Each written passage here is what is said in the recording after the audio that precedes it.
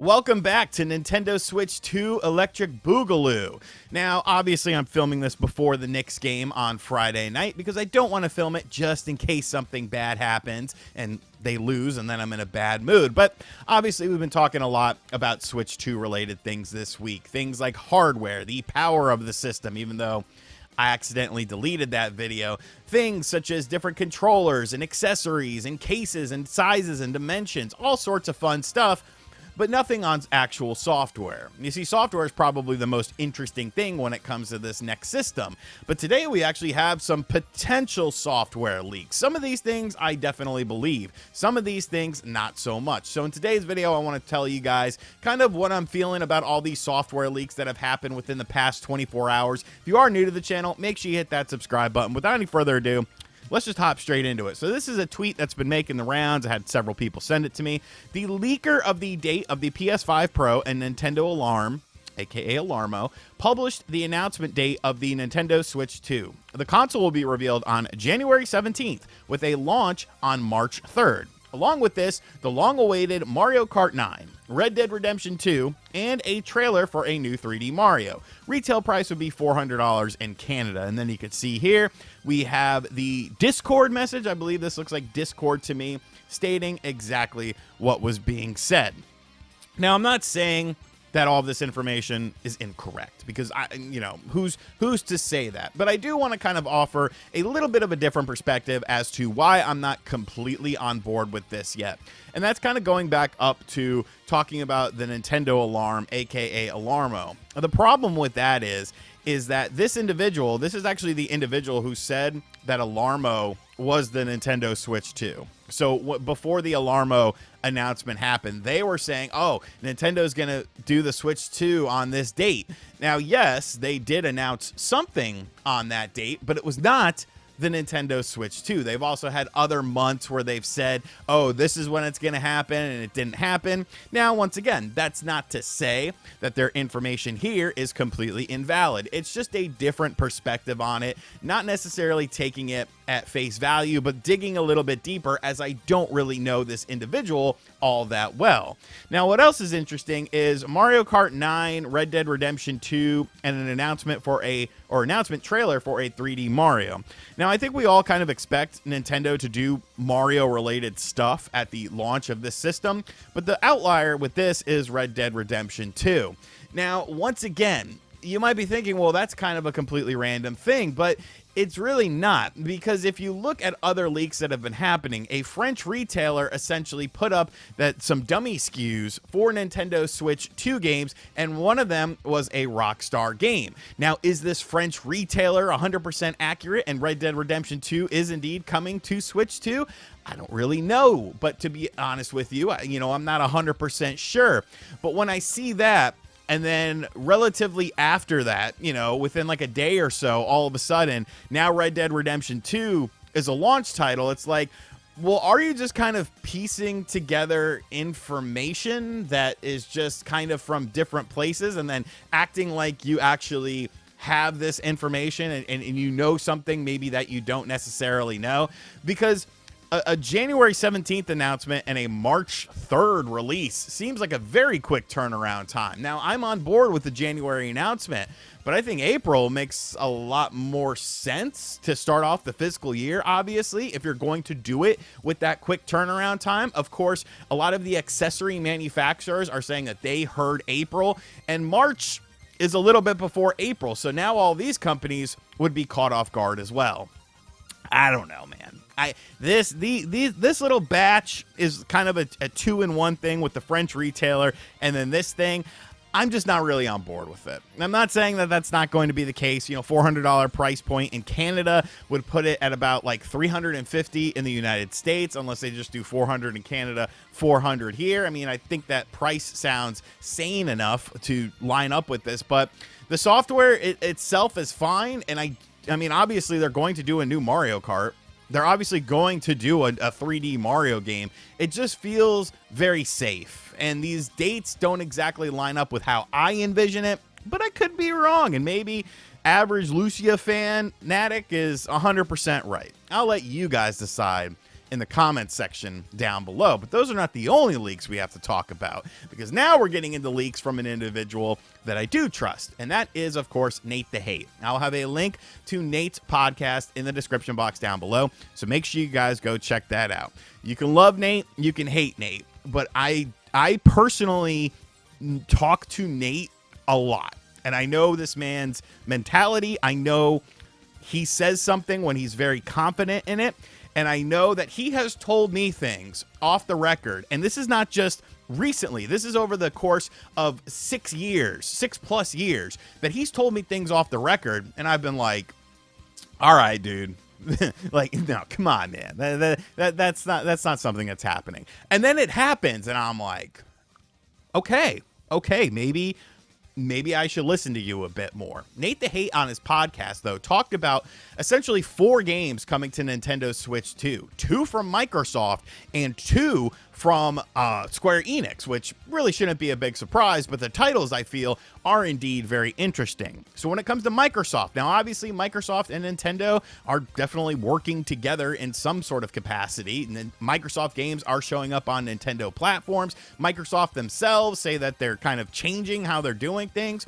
When it comes to the Microsoft side of things, it seems like Microsoft Flight Simulator, which was a broken game at launch. I hear it works a little better now, but I'm not going to talk about it because I don't really care about it.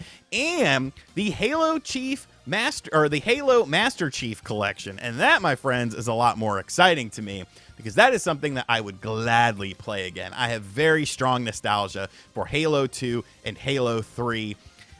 Even like Halo Reach a little bit as well, but I love those games, and I think that would be something very cool to have on the Nintendo Switch, and I think it's something that would be also successful on the Nintendo Switch. Now, of course, that originally launched on the Xbox One, so it makes sense for it to potentially come to Switch, but it seems like those games are also coming to PlayStation 5 as well, and according to some other Xbox people, that's just kind of a tip of the iceberg with this as far as Nintendo Switch 2 titles are concerned. I think the Master Chief Collection makes perfect sense, honestly. It's a game that has a multiplayer component. You want that multiplayer component to be very large. Obviously, it's probably not that taxing to put something like that on the Nintendo Switch 2, considering it is beefier than the current Nintendo Switch. I think the most interesting thing out of all of that, though, is that Halo and Master Chief would indeed be showing up on other systems, thus planting the seed of doubt for every, exclusive Xbox game from now until the end of time. And I'm sorry if you disagree with that, but I don't see how you can. I don't see how you can. So I would be stoked for that. Really, because a lot of kids buy Nintendo stuff, and a lot of those kids will get online, and then I could teach them, like, yo, these ain't your streets, and this ain't Fortnite. You ain't flossing in this game, son. All right, you're catching a Covenant Carbine to the head. I would be super stoked to see those games come to the Switch too. But like I said, Nate also said there were some Square Enix titles, which shouldn't be a big surprise. Obviously, the original Switch was extremely successful in Japan. Japanese audiences like RPGs. Square Enix makes RPGs, and the West likes RPGs now too. Everyone likes RPGs, but the games in question are actually pretty interesting. So the first one is Final Fantasy VII Remake. Of course, this was a PlayStation 4 game. Supposedly, Final Fantasy VII Remake would actually release in 2025, so in this year. And once again, I think that makes perfect sense. This was a game that was on the PlayStation 4. It looked gorgeous on the PlayStation 4. It had really good gameplay as well. And Square Enix obviously spent a lot of money on this game, and maybe they didn't see quite the size of a return on it based on sales on the PlayStation 4 and of course the PlayStation 5. So why not put it out on other platforms? They have said that they kind of want to expand these Final Fantasy games that are potentially stuck on things like the PlayStation system to other audiences. Considering the success rate of the Switch in Japan, I think it's safe to say that Switch 2 will also be very popular there. A lot of people who maybe never picked up a PS5 or a PS4 who are more just in tune with Nintendo stuff would also potentially want to pick this up as well. And it makes sense.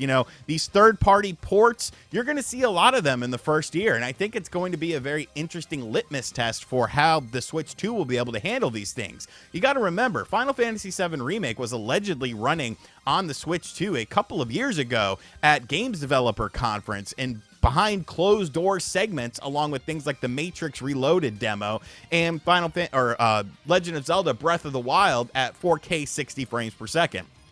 So I think remake is a foregone conclusion. But the second game is actually a lot more interesting to me, because you can't have a remake without a rebirth. And allegedly, according to Nate, Final Fantasy VII Rebirth, the PlayStation 5 game, is coming to the Nintendo Switch 2 in 2026. Once again, a very similar setup to how, that game might not have met, as many sales as they have wanted to. They kind of want to expand upon things with that.